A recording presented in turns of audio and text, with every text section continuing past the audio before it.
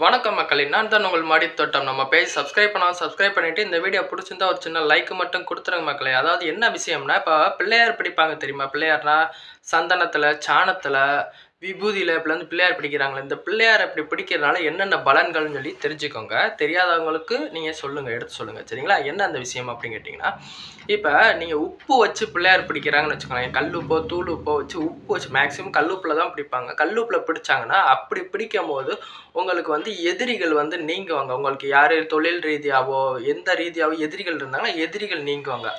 அதே மாதிரி திருநீரில் வச்சு பிள்ளையார் பிடிச்சோன்னு வச்சுக்கோங்களேன், அதில் வந்து வெப்ப சம்பந்தமான நோய்கள் தீரும், சரிங்களா? 2வது விஷயம். 3வது விஷயம் வந்து சந்தனத்தால் நீங்கள் பிடிச்சிங்கன்னா புத்திர பாக்கியம், அதாவது கல்யாணம் ஆகி குழந்தை இல்லாதவங்களுக்கு குழந்தை பிறக்கும், சரிங்களா? இந்த மாதிரி பிடிச்சு பண்ணும்போது சாணத்தில் பிடிச்சிங்கன்னா சகல செல்வமும் உங்களுக்கு கிடைக்கும் மக்களே. இதுதான் அந்த விஷயம். தெரியாதவங்களுக்கு எடுத்து சொல்லுங்கள் மக்களே. நன்றி, வணக்கம்.